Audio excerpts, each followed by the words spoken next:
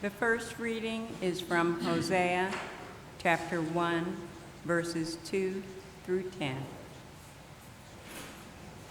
When the Lord first spoke through Hosea, the Lord said to Hosea, "Go, take for yourself a wife of whoredom, and have children of whoredom.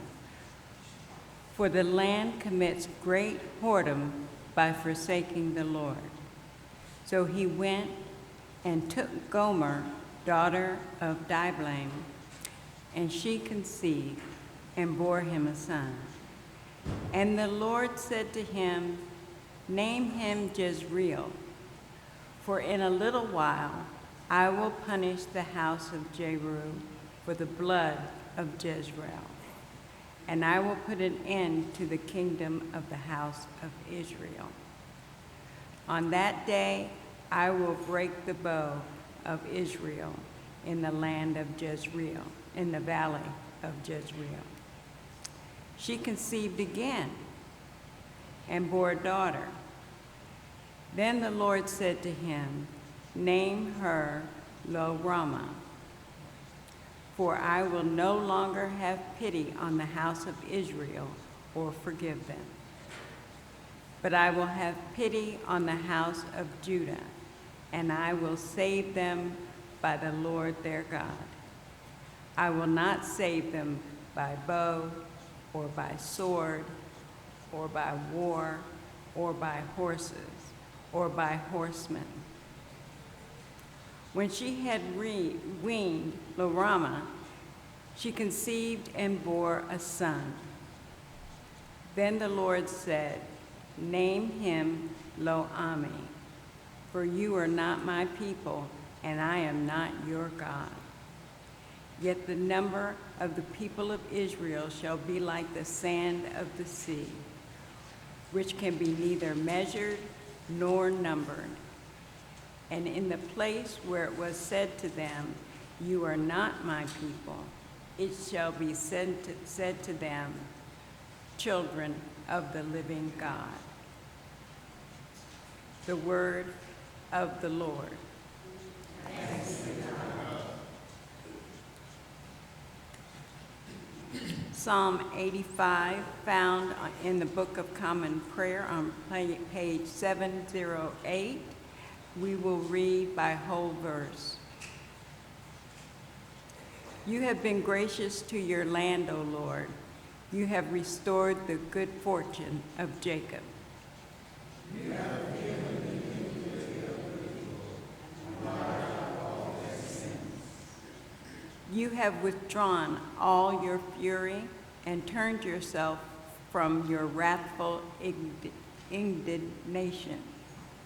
Restore us then, O God, Savior, that your anger depart from us. Will you be displeased with us forever? Will you prolong your anger from age to age? You will not give us life again, that your people may rejoice in you. Show us your mercy, O Lord, and grant us your salvation. I will listen to what the Lord God is saying, for he is speaking peace to his people, and to those who turn their hearts to him. Truly, his salvation is very near to those who fear him, that his glory may dwell in our land. Mercy and truth have kept together. Righteousness and peace have kissed each other. Truth shall spring up from the earth, and righteousness shall look down from heaven. The Lord will indeed grant prosperity, and our land will yield its increase. Righteousness shall go before him, and peace shall be a pathway for his feet.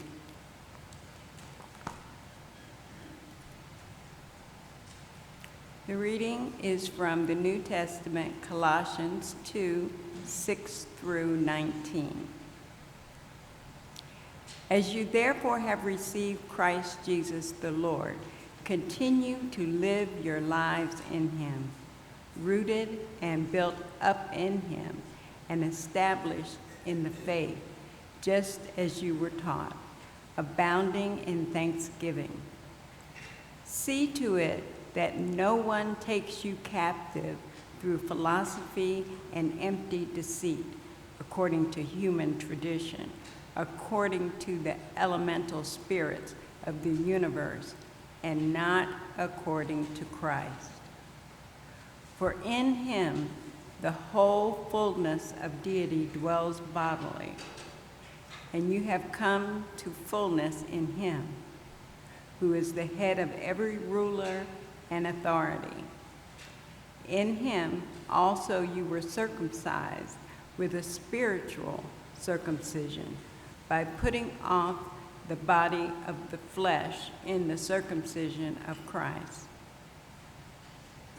When you were buried with him in baptism, you were also raised with him through faith in the power of God, who raised him from the dead. And when you were dead in trespasses and the uncircumcision of your flesh, God made you alive together with him when he forgave us for all our trespasses, erasing the record that stood against us with its legal demands.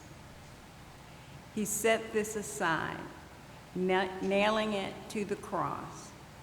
He disarmed the rulers and authorities and made a public example of them, triumphing over them in it. Therefore, do not let anyone condemn you in the matters of food and drink, or of observing festivals, new moons, or Sabbaths. These are only a shadow of what is to come, but the substance belongs to Christ. Do not let anyone disqualify you, insisting on self-abasement and worship of angels, dwelling on visions, puffed up without cause by a human way of thinking, and not holding fast to the head, from whom the whole body, nourished and held together by its ligaments and sinews, grows with a growth that is from God. The word of the Lord. Thanks be to